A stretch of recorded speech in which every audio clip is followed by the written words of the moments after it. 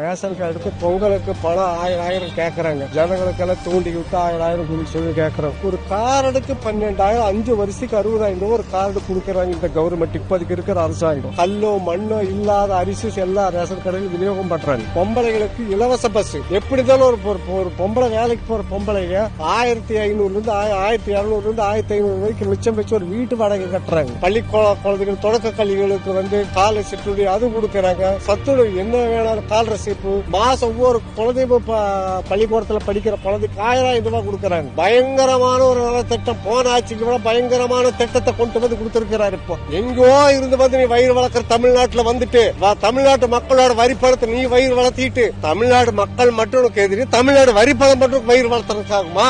எங்க பணத்திலயும் நீ வயிறு வளர்த்து எங்களுக்கே துரோகம் பண்றீங்க. தமிழ்நாட்டுக்கு வந்திருக்கிற நீ ஆளுநர் நகர் பேர்ல நீ வந்திருக்கிறியா? நீ பசுந்தோல் போத்துல புலிமார் வந்து உட்காந்துட்டு இருக்கிறியா? நீ எத்தனை கோடி ரேஷன் கார்டு ஒரு மாசத்துக்கு ஒரு கார்டுக்கு 1000 ரூபாய். தமிழ்நாட்டுல மாசத்துல எத்தனை ரேஷன் கார்டு இருக்கு? 12 மாசத்துக்கு 12,000. எத்தனை கோடிக்கு எத்தனை ரூபாய் அங்க போய் சேருது? போன ஆட்சியில ஒரு தை பொங்கலுக்கு மட்டும் 1000 ரூபாய். ஒரு தூத்து அரிசி சக்கரை கொடுத்து வாய் அடங்கினாருங்க. இன்னைக்கு வரிசைக்கு 12,000, வரிசைக்கு 12,000, 5 வரிசைக்கு 60,000 ரூபாய் ஆகுது. அவங்க வீட்டுல 2 குழந்தைங்க படிச்சாலும் 2 குழந்தைங்க கால் அரிசி 1000, 2,000 ரூபாய். நல்ல தரமுள்ள அரிசி. ஒரு அரிசியில ஒரு கல் எடுக்க முடியாது. இப்போதைக்கு இருக்கிற அரிசி, இப்ப ரேஷன் கார்டு வந்திருக்கிற அரிசி அந்த மாதிரி அரிசி கொடுத்திருக்கிறாரு. அப்புறம் ஒரு வீட்டுல சோறுக்கு இல்லாம இருக்கு. காலையில அந்த குழந்தைகளுக்கு காலையில சிற்றுண்டி அது கொடுத்திருக்கிறாரு. ஒரு வேலைக்கு ஒரு பொம்பளைகளுக்கு இலவச பஸ். இவ்வளவு செஞ்சுட்டு இருக்கிறது இத்தனை இதை அவர் பேசுறீங்களே.